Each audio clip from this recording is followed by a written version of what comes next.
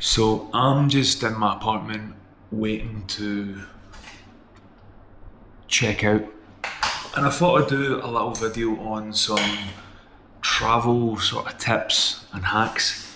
I've been traveling since I was probably about 11 or 12 years. So in that time I've obviously picked up a few hacks. To quit my throat.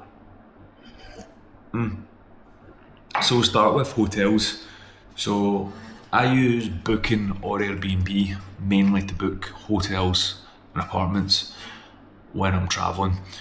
One thing to do is if you land somewhere and you haven't booked your apartment yet, you haven't booked your hotel, especially hotels, this works with. Doesn't work with apartments.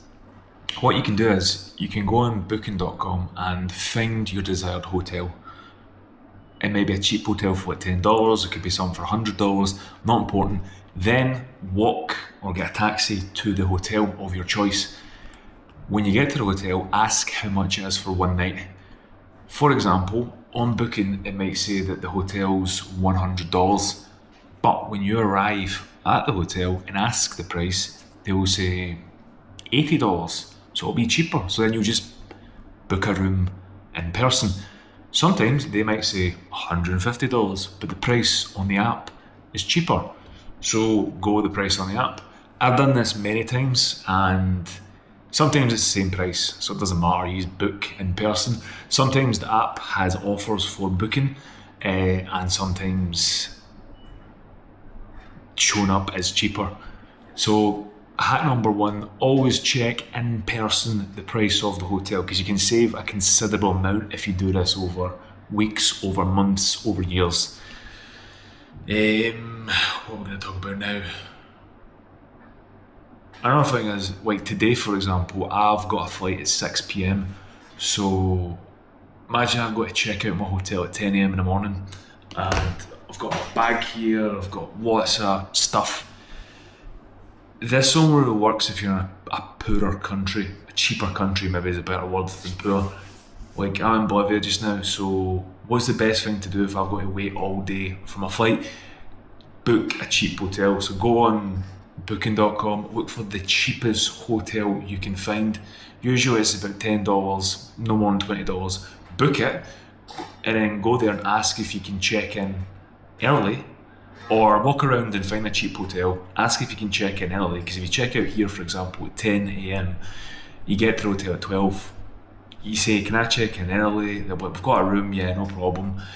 You jump into the room and you say, I only need this room for a few hours, so by 6 p.m. I'm going to be out. Then you've got a room for 6 hours, so you can put your bag in, you can use the Wi-Fi, you can charge your phone, you can charge your laptop. You can just sit in the room and just watch things on your laptop, you can just work on your laptop, you could use the shower, or you could just leave your stuff and then go walking around, go and get food, walk around and just kill time. At least you don't have to walk about carrying your bag. So that's hack number two.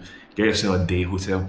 Day hotels do exist in Europe, but they're quite expensive. I've got one once when I got into Madrid really early.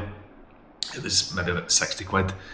And then my flight wasn't till late at night. They're useful for that as well. So you do get day hotels specifically for this. In Latin America, where I am just now, you just book a cheap hotel. I've done this numerous times. It usually costs about £10, no more than £15.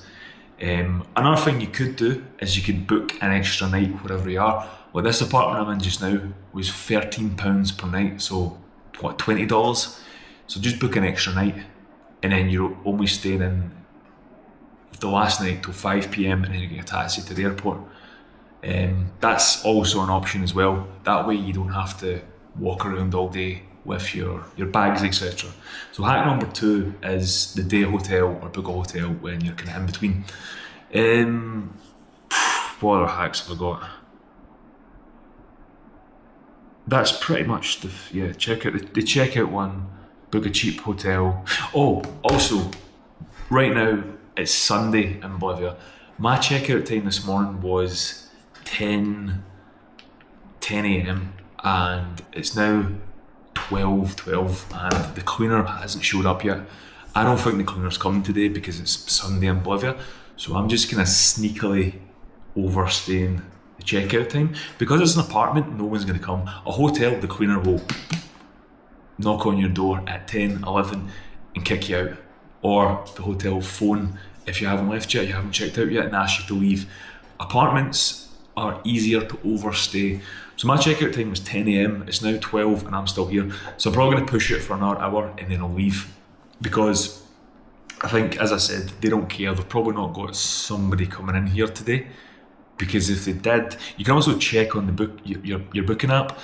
You can check and see if somebody's booked tonight in this hotel. If they haven't, you know that they're not going to clean it today. You know that somebody's not coming in. So that's also another hack.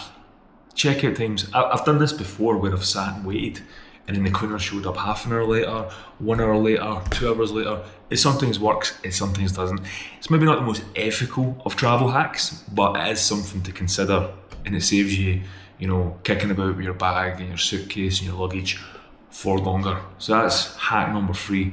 Hack number 4 is when you're getting a taxi to and from the airport, right? This only works if the airport is close to like a city, like the city centre or a town. A lot of airports you can't walk into and you can't walk out. You have to get a bus, you have to get a taxi. They're designed like that. Quite a lot of the airports here in Latin America, I don't know what it's like for Southeast Asia or Asia, etc.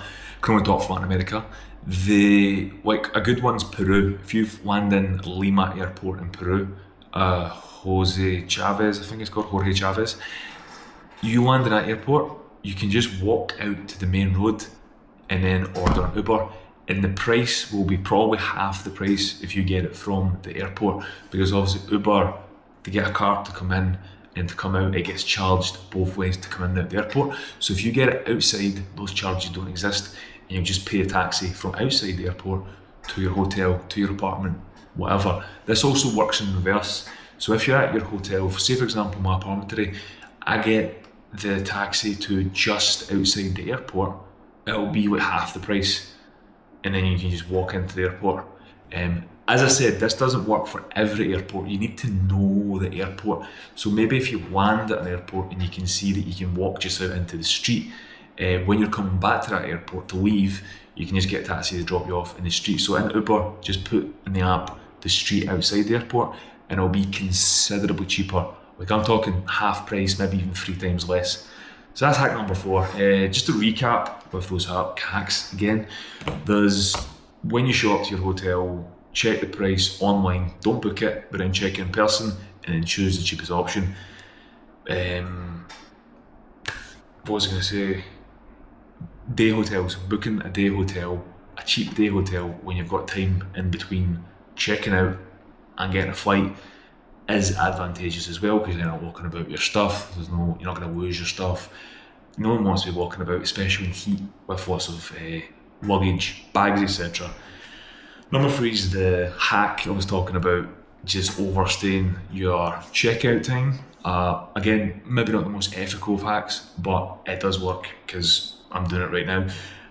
Number 4 is airport taxis. Get them near the airport if you can walk in. Only if, and only do it with an airport that you know it is possible to do. So you don't want to end up getting dropped off outside an airport and you're walking along a bypass and there's like cars beeping at you because you're not supposed to be walking on the road.